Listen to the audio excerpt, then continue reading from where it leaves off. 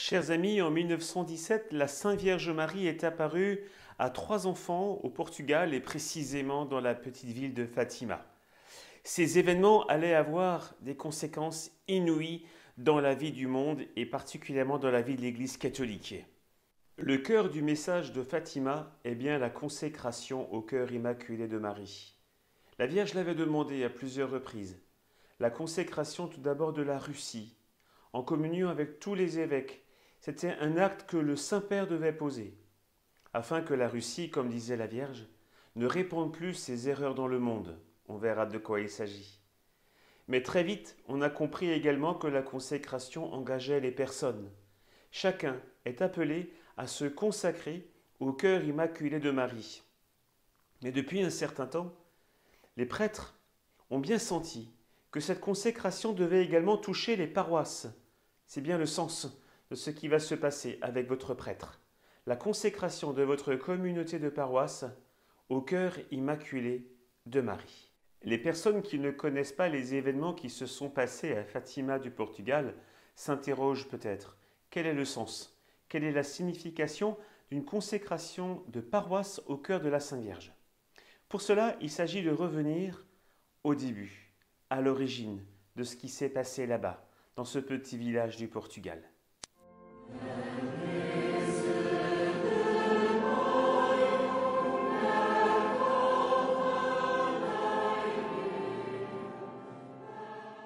Dès la première apparition, le 13 mai 1917, alors que la Vierge apparaît devant les 3 enfants, Lucia, l'aînée des 3, va commencer un dialogue. Elle ne va pas dire « Qui êtes-vous » Peut-être c'est la question que chacun de nous lui aurait posée à la dame. Mais elle va dire, Lucia, « D'où venez-vous » Et la réponse de la Sainte Vierge est tout à fait surprenante. Elle va dire « Je viens du ciel ». Voyez, dès la première rencontre, les enfants sont tout de suite placés sur un plan impressionnant. Un plan surnaturel. La Vierge dira « Je viens du ciel ». Alors, naît tout de suite dans le cœur de la petite Lucia le désir de savoir si elle aussi, à la fin de sa vie, elle irait au ciel. Et elle va le demander. « Irai-je au ciel ?» « Oui, tu iras. » Et Jacinta, la cousine, qui était là aussi à côté de Lucia en train de voir l'apparition. La dame, la Vierge Marie, répondra « Oui, elle ira. » Et Francisco, le cousin, qui lui voyait la Sainte Vierge mais n'entendait pas ce qui se disait. La Vierge Marie dira « Oui, il ira, mais il doit prier davantage. » D'emblée, Lucia va demander « Est-ce que tel ami est au ciel ?» Oui, elle y est. Et Amélia, une amie d'enfance, nous ne savons pas trop de choses sur cette Amélia. La Vierge répondra « Elle est au purgatoire jusqu'à la fin du monde. » Dès la première apparition, nous avons déjà 2 grandes réalités, ciel et purgatoire. Et ça ne s'arrêtera pas là. Le 13 juillet, la Vierge Marie montrera aux enfants une vision assez terrifiante. Les enfants verront l'enfer. Ils auront la vision de l'enfer. Pourquoi la Sainte Vierge parle-t-elle de ça? Pourquoi parle-t-elle du ciel? Pourquoi parle-t-elle du purgatoire? Pourquoi montre-t-elle l'enfer? N'oublions pas qu'elle apparaît en 1917, au début d'un siècle qui allait connaître de profonds bouleversements. Et parmi ces bouleversements, c'est incontestable, eh bien nous savons que durant ce XXe siècle, certaines personnes dans l'Église ont commencé à relativiser, à nier même l'existence de l'enfer et du purgatoire. Donc, au début de ce siècle passé, la Vierge Marie fait ses révélations pour bien montrer l'enjeu de notre vie. Et en fait, comme le dit la théologie de l'Église, les révélations qui viennent au cours du temps viennent toujours appuyer, oui, appuyer la révélation fondamentale qu'est la révélation de Jésus-Christ. Et d'ailleurs, dans le credo, si vous faites bien attention, nous disons toujours « Pour nous les hommes et pour notre salut, il s'est fait chair » de la Vierge Marie. Donc le Seigneur Jésus est venu sur terre pour cela, pour notre salut éternel. Et donc il n'est pas étonnant que la Sainte Vierge, apparaissant à Fatima, parle du salut éternel avec le ciel en perspective, mais le danger de l'enfer également. Donc, se tourner vers Fatima, se consacrer au cœur immaculé de Marie aura comme première conséquence de prendre au sérieux notre salut éternel. De ne pas passer les journées, les semaines, les mois, les années comme si de rien n'était. Tout cela nous rapproche de cet événement que nous allons connaître, qui est la séparation de l'âme et du corps, qu'on appelle la mort. Alors, allons-nous accéder en vie éternelle, comme le Seigneur Jésus l'avait dit sur la croix, ô bon larron, aujourd'hui tu seras avec moi dans le paradis. Oui, mais Jésus avait également dit à son Père durant la prière du jeudi saint, je n'ai perdu aucun de ceux que tu m'as donnés, sauf celui qui va à sa propre perte. Voyez, la Vierge Marie est comme un écho de tout ce que notre Seigneur nous a enseigné dans l'Évangile. On l'a compris.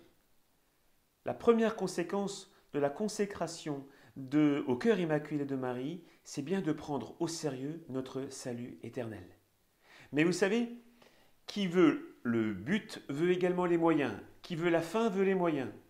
Et dans l'Église, nous avons effectivement des moyens très puissants pour nous amener à une ressemblance de plus en plus parfaite à notre Seigneur Jésus-Christ et pour pouvoir le rejoindre à la fin de notre vie. C'est donc la deuxième conséquence de la consécration au cœur immaculé de Marie. Concevoir la vie paroissiale, non pas comme une animation, voilà, aussi agréable, aussi bien organisée soit-elle, mais tous ces moyens, la prière, les sacrements, l'enseignement, l'observance des commandements, tout ça a un but. Tout ça est orienté, ordonné à l'accession au ciel, à pouvoir entrer dans le paradis.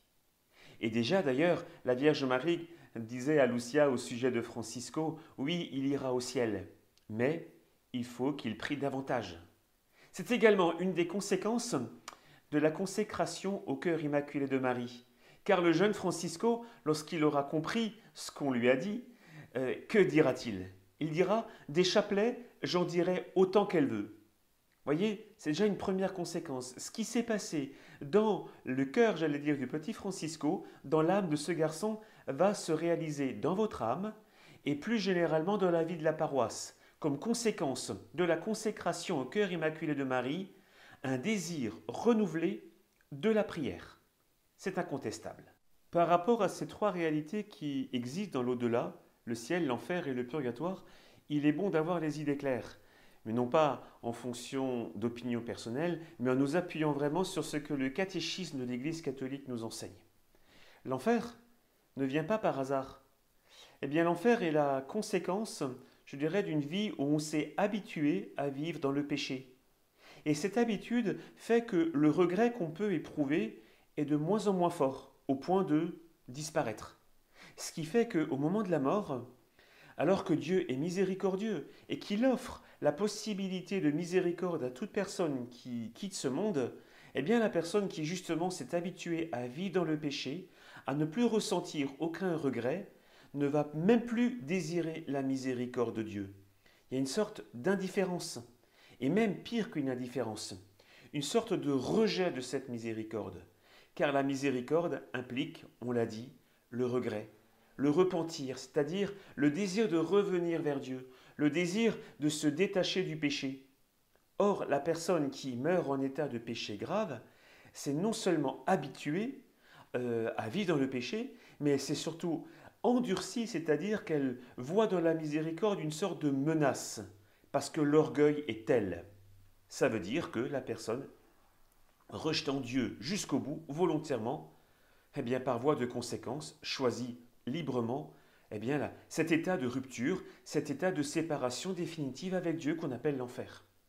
Et donc, entrant en enfer, la principale souffrance, c'est bien ce qu'on appelle la souffrance de séparation d'avec Dieu. C'est-à-dire l'incapacité définitive, je dis bien définitive, eh bien de Dieu, la coupure définitive de Dieu. Et cette coupure provoque une souffrance qu'il est difficile de décrire, parce qu'on ne sait pas ce que c'est. On ne sait pas ce que c'est aujourd'hui, tant qu'on est encore sur Terre, de vivre cet état de rupture avec Dieu. Mais cette première souffrance en conduit à vivre une deuxième, une seconde. Il ne s'agit pas du regret, mais du remords. Vous savez, le regret, c'est justement ce sentiment où on regrette d'avoir offensé quelqu'un. Le remords, c'est lorsque, on s'en veut à soi-même. Pourquoi j'ai été si bête? Pourquoi je me suis laissé avoir? À cause de cela, j'en souffre. C'est bien la différence entre Saint Pierre, qui regrette d'avoir offensé le Christ, de Judas, qui a du remords, c'est-à-dire qui s'en veut à lui-même plus qu'à toute autre personne. Et c'est bien la seconde souffrance, une sorte de haine de soi, une haine de soi en enfer. La troisième souffrance, elle est claire, c'est que cette haine, elle n'est pas seulement de soi-même par rapport à soi, mais on ressent également la haine de tous ceux qui sont en enfer.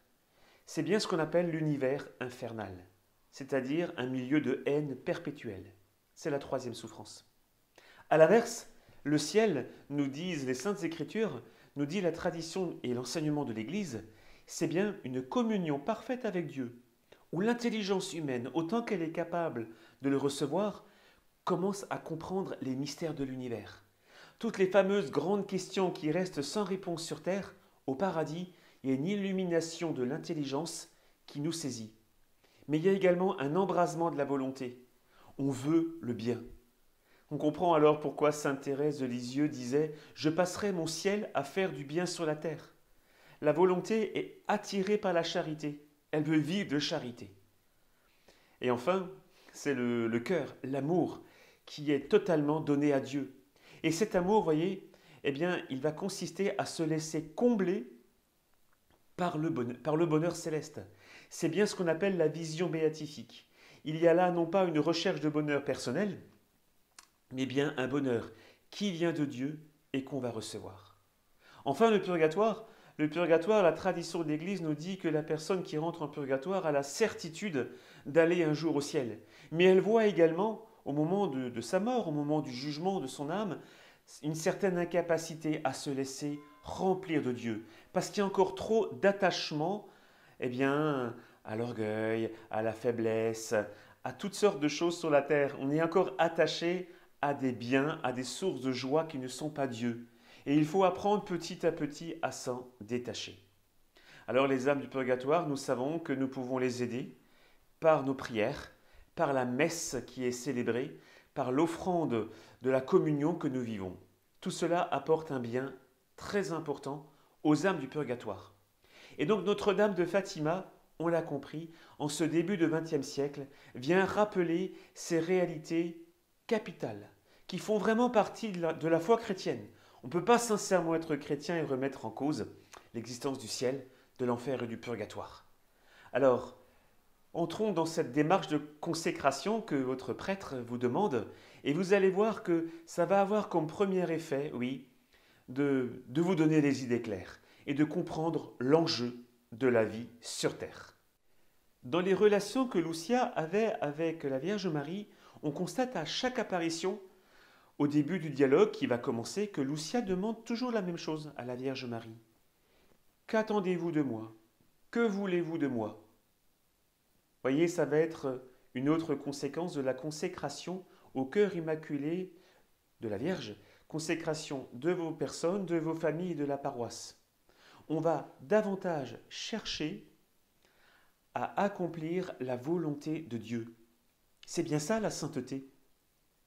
Quand l'Église déclare une personne bienheureuse et sainte, on voit que cette personne, cet homme, cette femme, a mis en première position dans sa vie, l'accomplissement de la volonté de Dieu. Et alors du coup, on voit que la Sainte Vierge répond chaque fois à Lucia. Elle dit « Je veux que vous veniez ici le 13 du mois suivant. Je veux que vous récitiez le chapelet tous les jours. Je veux que vous construisiez ici une chapelle. » Et quand Lucia demandera ce qu'il faut faire de la somme d'argent qui est déposée au pied du petit arbre, là aussi, Lucia cherche à faire la volonté de Dieu et pas sa propre volonté. Et la Vierge répondra « Je veux que l'on construise un brancard pour les processions. » Voyez, donc non seulement avec la consécration au cœur immaculé de Marie, il y a un désir, une volonté forte d'accomplir la volonté de Dieu, mais également, comme la Vierge répond, la personne qui se consacre au cœur immaculé de Marie, les paroisses qui se consacrent à ce cœur, discerneront beaucoup plus facilement qu'est-ce que Dieu veut pour nous. Car c'est bien ça une des grandes difficultés. On peut avoir l'élan du cœur, On peut désirer connaître la volonté du Seigneur pour l'accomplir, mais comment faire? Souvent c'est bien obscur, souvent les personnes sont un peu dans le brouillard. Eh bien, une des conséquences merveilleuses de la consécration au cœur immaculé de Marie, c'est une sensibilité renouvelée à discerner ce que le ciel veut de nous. C'est le chemin de la sainteté. Et quand cela touche une paroisse, c'est le début d'un rayonnement de sainteté au sein de la paroisse, parce que si dans une paroisse, beaucoup de personnes se mettent à accomplir la volonté de Dieu, il est clair que ça devient un creuset, un milieu de sainteté. Alors, réjouissez-vous, car cette consécration aura cette conséquence. La volonté du Seigneur sera beaucoup plus facilement connue, beaucoup plus facilement aimée et beaucoup plus facilement vécue. Un an avant les apparitions de la Sainte Vierge Marie, donc en 1916, les enfants avaient vu l'ange du Portugal leur apparaître et leur parler. Et durant la troisième apparition de l'ange du Portugal en 1916, l'ange était venu apporter la Sainte Hostie et le précieux sang. Et donc, Lucia, qui avait déjà fait sa première communion dans sa paroisse, reçut de la main de l'ange, figurez-vous, le corps du Christ. Et cet ange a donné à la petite Jacinta et à Francisco à boire le précieux sang. Cela signifie que la consécration au cœur immaculé de Marie aura également une conséquence. Cela aura comme conséquence de désirer davantage vivre la Sainte Messe. Et vous savez, lorsque le petit Francisco avait communié, qu'a-t-il dit? Je sens Dieu en moi. Eh bien, une autre conséquence de la consécration au cœur immaculé de Marie, ça va être que les communions que vous allez faire vont être beaucoup plus ferventes. Vous allez davantage percevoir le fait que vous êtes habité par le Christ. Vous aussi, vous allez, comme le petit Francisco, sentir que Dieu habite en vous. Et voyez, dans toutes les paroisses du monde, où il y a de nouveau un zèle, un amour très fort pour la Sainte Messe, il y a toujours un renouveau de la vie chrétienne, une sorte de renaissance. Le Second Concile du Vatican avait effectivement dit que l'Eucharistie, la Sainte Messe, est la source et le sommet de la vie de l'Église. Alors, si grâce à la consécration au cœur immaculé de Marie, un amour de la Sainte Messe se renouvelle dans vos paroisses, il est clair que ça va être, j'allais dire, une renaissance spirituelle assez impressionnante. Nous touchons du doigt là une conséquence merveilleuse de la fameuse consécration au cœur de la Vierge. Quand nous ouvrons les saints évangiles, nous sommes frappés par un dialogue, n'est-ce pas, entre le Christ et la femme adultère. Vous connaissez la fin?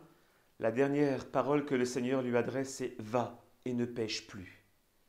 Il est en train de mettre dans le cœur de cette femme, eh bien pas seulement un conseil, un bon conseil, il est en train de lui donner plus. Il lui donne quoi? La détestation du mal et du péché. Voilà ce que le Seigneur a donné à cette femme adultère. Et elle est partie en commençant une vie sans doute de sainteté. C'est incontestable. Or, à Fatima, qu'est-ce qu'on constate? Non seulement dans la vie des trois enfants, mais dans la vie, j'allais dire, l'itinéraire spirituel de tous les pèlerins qui se rendent aujourd'hui encore là-bas, en se consacrant au cœur immaculé de Marie, eh bien, on perçoit une nouvelle réalité. On réalise que nous aussi, on entre dans une détestation du mal et du péché. Ce qui fait que les séductions de l'adversaire, qu'on appelle les tentations, nous touchent de moins en moins. Elles nous touchent de moins en moins et en plus, lorsqu'elles arrivent, on a une volonté, un désir renouvelé de lutter, de repousser, car on ne veut plus avoir de relation avec l'adversaire, car on désire véritablement vivre pour le Christ. Or, quand on se consacre au cœur immaculé de Marie, théologiquement, il y a une réalité très impressionnante. C'est que l'adversaire n'a jamais pu influencer la Vierge. À aucun moment donné. Elle est l'Immaculée Conception, elle est remplie de grâce, donc c'est que l'Esprit Saint qui règne en elle. Et donc, quand on se consacre en personne ou en paroisse au cœur immaculé de Marie, on entre dans un lieu spirituel où l'adversaire n'a pas accès. Vous vous rendez compte? Un lieu spirituel où Dieu seul règne. En fait, c'est bien ce que nous voulons.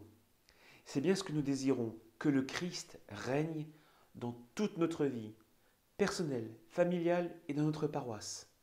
Donc la consécration au cœur immaculé de Marie, c'est bien ça. on entre dans un lieu spirituel où seul le Saint-Esprit règne. Alors, réjouissez-vous de pouvoir vivre cette réalité car ça aura des conséquences. La consécration de votre paroisse, de vos paroisses, au cœur immaculé de Marie, va faire que l'influence de péché, de division, de mensonges, d'orgueil, que l'adversaire ne manque pas de répandre dans les communautés, va commencer à reculer. Quelle chose merveilleuse. Bien sûr, votre prêtre fera un acte de consécration à un moment donné, à un jour fixe, dans un lieu précis. Mais il faut vous préparer à cela. Et le meilleur moyen, c'est de répondre à l'appel de la Sainte Vierge. Et elle demandait effectivement aux enfants, toujours, de prier le chapelet tous les jours. Commencez. Ne tardez pas à répondre à l'appel du ciel. Commencez à prier le chapelet tous les jours. Commencez également peut-être, on trouve ça sur Internet, on trouve tout sur Internet, à lire les événements, les récits des apparitions en 1916 ou en 1917. Le contenu des dialogues entre Lucia et la Sainte Vierge. Vous serez étonné de voir que lors de la dernière apparition en 1917, le 13 octobre, la Vierge a tenu parole. Un miracle. Un miracle s'est produit. Le soleil a comme dansé dans le ciel de Fatima. Mais nous verrons ça la prochaine fois.